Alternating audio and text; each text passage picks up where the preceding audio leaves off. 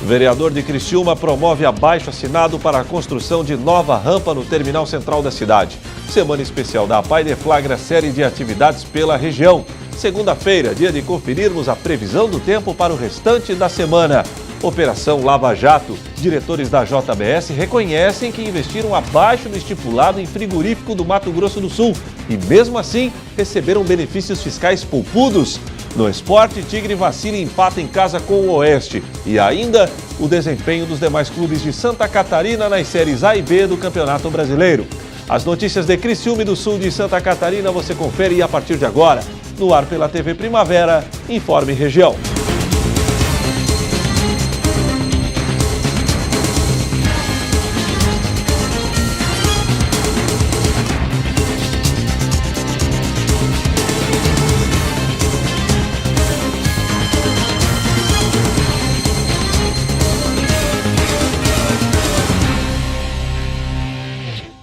Hoje, segunda-feira, 21 de agosto de 2017. Para você que sintoniza a tela da TV Primavera, uma boa noite.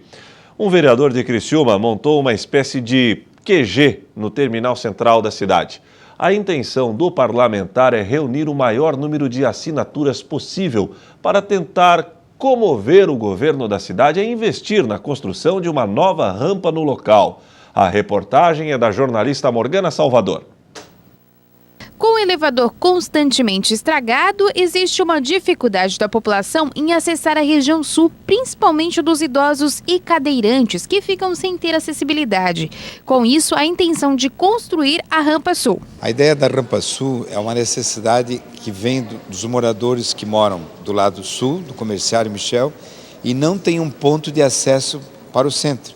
Na medida que esse equipamento que nós estamos vendo aqui, ele praticamente permaneceu sempre quebrado. Ele permanece quebrado ou por vandalismo ou porque ele não suporta o fluxo. A rampa é um equipamento para 30, 40 mil pessoas. Ela cria um vetor de crescimento em direção ao Michel Comerciário e resolve um problema do descumprimento de uma lei federal, que é a lei da acessibilidade, que não está sendo cumprida.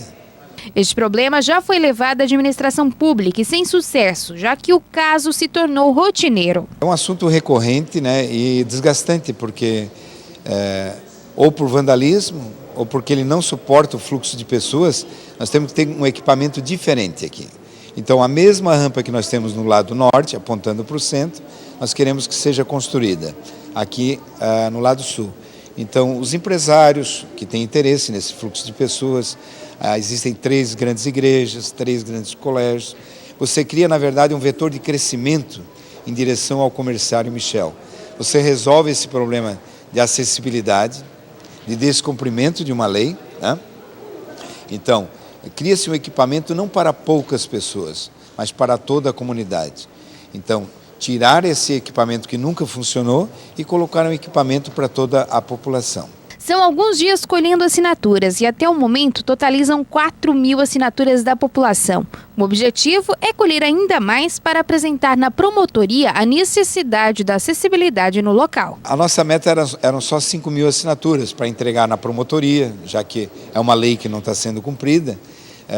Nós tínhamos uma ideia primeiro de 5.000 assinaturas, mas já estamos em 4.000, rapidamente, Então, isso demonstra que as pessoas têm necessidade desse equipamento.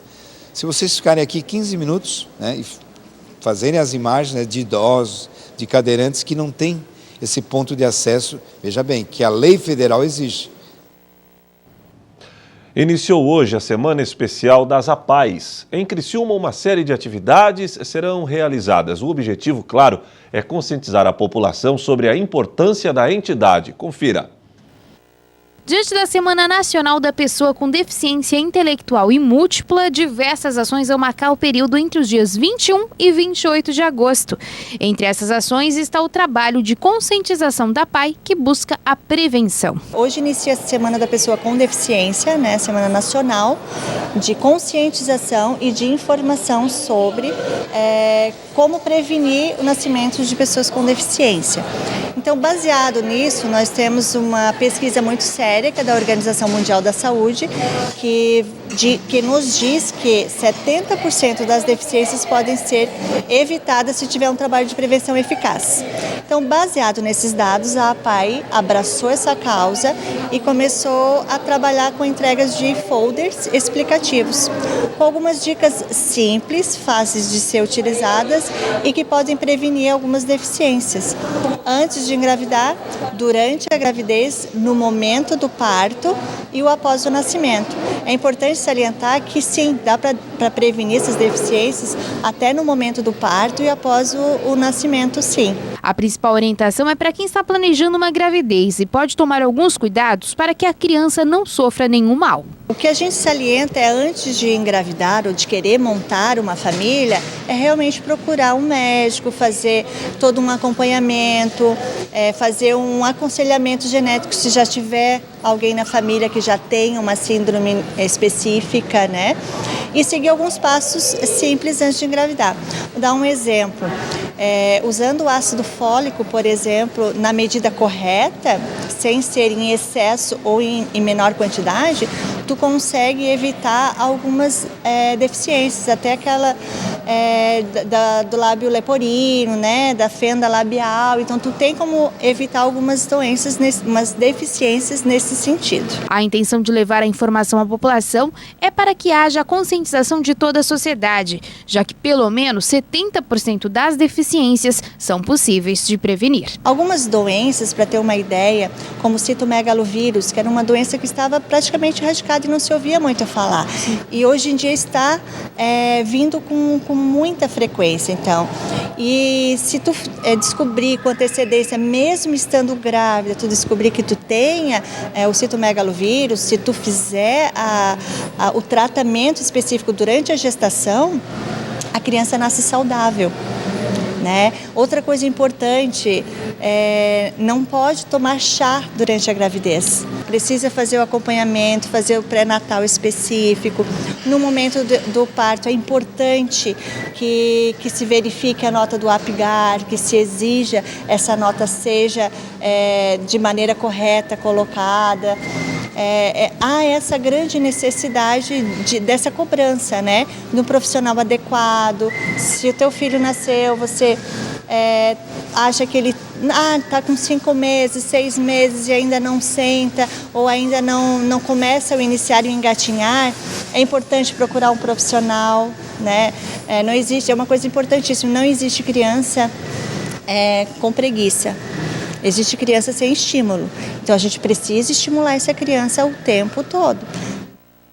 A seguir, Operação Lava Jato. Diretores da JBS reconhecem que investiram abaixo do estipulado em frigorífico do Mato Grosso do Sul e, mesmo assim, receberam benefícios fiscais poupudos.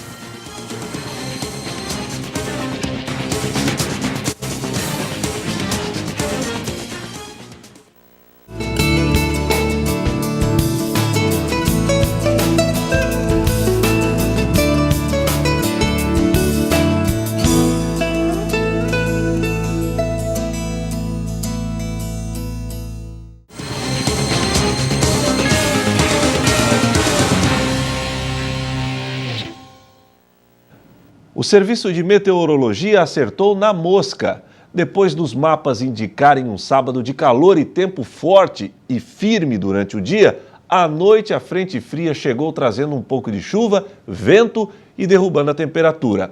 Para esta semana, a previsão é de mais tempo firme na região. Acompanhe.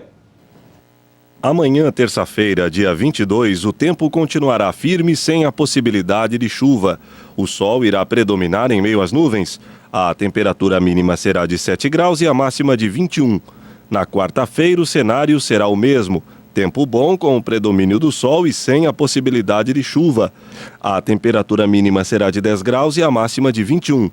Na quinta-feira, a nebulosidade irá aumentar. Porém, o sol ainda terá destaque e o tempo continuará seco, sem chuva. A temperatura mínima será de 12 graus e a máxima de 24. Na sexta-feira, dia 25, teremos nebulosidade variável e o sol estará presente em meio às nuvens. Os mapas ainda não apontam nenhuma chance de chuva para o período. A temperatura mínima será de 13 graus e a máxima de 25. O frigorífico JBS reconhece que investiu abaixo do estipulado na unidade de Ponta Porã e mesmo assim recebeu benefícios fiscais cheios. Agora, deputados da oposição querem saber se houve falha na fiscalização por parte do governo do estado do Mato Grosso do Sul. O presidente da CPI, que investiga a concessão de benefícios à JBS, mostra o ofício que foi entregue por um representante da empresa.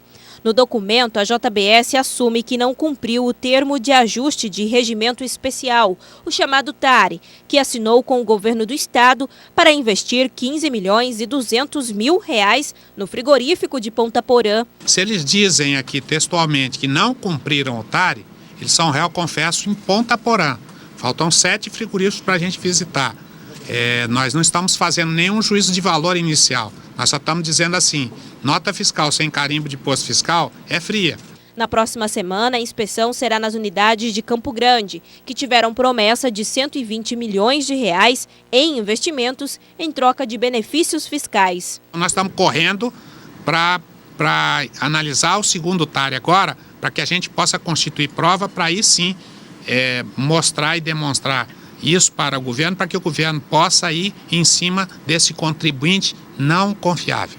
Os parlamentares decidiram ainda marcar uma audiência com a Procuradoria-Geral da República para saber detalhes do acordo de leniência entre a JBS e o Ministério Público Federal e definir os caminhos para ressarcimento do governo do estado. A estimativa da CPI é de indenização de R$ 288 milhões referente a investimentos que não foram concretizados. Entre as irregularidades apuradas pela CPI estão a emissão de notas repetidas, o transporte de gado para outros estados com benefícios fiscais, além do não cumprimento da meta de empregos e abates aqui no estado. Irregularidades que deveriam ter sido identificadas pela fiscalização do governo do estado. A fiscalização era apenas documental, mas hoje está claro que a empresa pode emitir notas frias, pode fazer notas de transferências que não ocorreram na prática, então é preciso que o Estado daqui para frente reforce, mude a sistemática de fiscalização. O que a CPI ainda precisa apurar é se as falhas foram propositais. Pode ser um indício de que, de fato, a delação premiada da JBS tem fundamento, de que pagou propina para o governo do estado. A seguir, no esporte, Tigre vacila e empata em casa com o Oeste de São Paulo.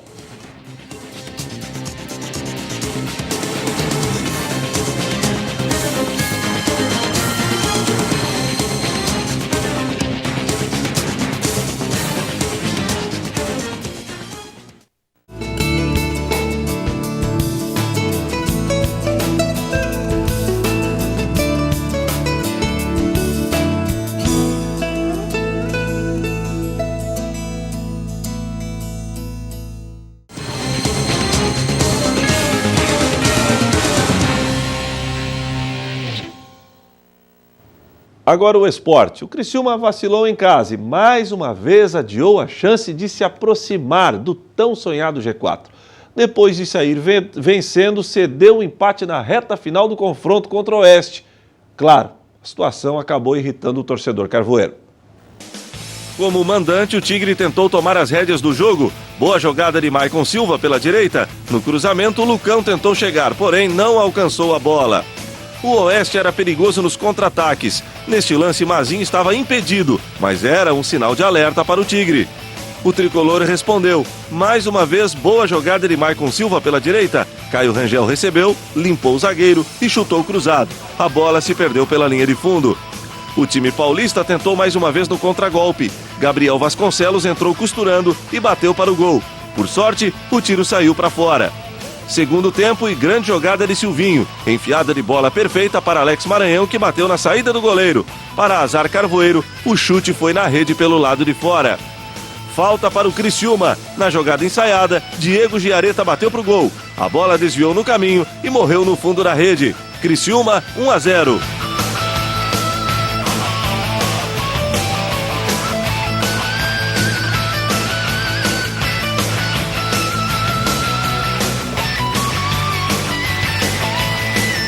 O Oeste tentou amenizar o prejuízo. Nesta jogada, Mazinho recebeu na área e chutou com perigo pela linha de fundo.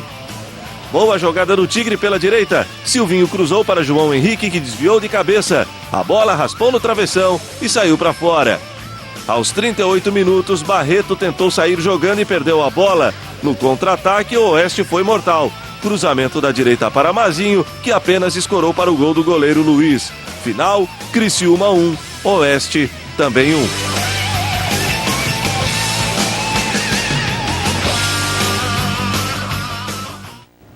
Bom, e agora é hora de conferirmos o desempenho dos demais clubes de Santa Catarina nas séries A e B do Campeonato Brasileiro. Destaque para Chapecoense, que venceu o Palmeiras em São Paulo. Na Série A, o Avaí recebeu em Florianópolis a visita do São Paulo. O Leão largou na frente com Júnior Dutra cobrando pênalti. Avaí 1-0. Hernanes, o Profeta, também de pênalti, empatou o confronto. Final, Avaí 1, São Paulo também 1. Em São Paulo jogaram Palmeiras e Chapecoense. Fabrício Bruno fez o primeiro da Chape, Chapecoense 1-0. Túlio de Melo fechou o placar. Final, Palmeiras 0, Chapecoense 2. Na Série A, o Corinthians ainda é o líder da competição com 47 pontos. O Grêmio tem 40 e é o segundo. O Santos soma 37 pontos e é o terceiro. O Palmeiras tem 33 e é o quarto. Na quinta colocação com 32 pontos está o Flamengo. O Cruzeiro é o sexto com 30 pontos, 8 vitórias e saldo positivo de 6 gols. O Atlético Paranaense é o sétimo com 30 pontos, 8 vitórias e saldo positivo de 2 gols. O Sport Recife tem 29 pontos e é o oitavo. O Botafogo, com 28 pontos, é o nono. A Ponte Preta soma 27 pontos e está na 10ª posição. A Chapecoense ocupa a 15ª posição com 25 pontos. O Avaí está na zona do rebaixamento. O Leão é o 19º com 22 pontos ganhos. Na Série B, o Figueira foi ao Recife encarar o Náutico. Giovani fez o primeiro do Timbu, Náutico 1-0. William fechou o placar. Final, Náutico 2, Figueirense 0. Na Série B, o América Mineiro é o líder com 40 pontos. O Internacional tem 39 e é o segundo. O Vila Nova soma 35 pontos e é o terceiro colocado. O Ceará, com 34 pontos e 10 vitórias, fecha o G4 na 4ª posição. O Juventude é o quinto com 34 pontos e 9 vitórias. O Guarani é o sexto com 31 pontos e 9 vitórias. O Paraná é o sétimo com 31 pontos, 8 vitórias e saldo positivo de 9 gols. O Boa Esporte é o oitavo com 31 pontos, 8 vitórias e saldo positivo de 2 gols. O Londrina é o nono colocado e soma 30 pontos, 8 vitórias e saldo positivo de 4 gols. O Criciúma é o 10º com 30 pontos, 8 vitórias e saldo negativo de 2 gols. O Figueirense continua na zona do rebaixamento. O Alvinegro da capital é o 18º e soma 21 pontos. E o Informe Região desta segunda-feira fica por aqui. Obrigado pela audiência e até amanhã, se Deus assim permitir. Boa noite.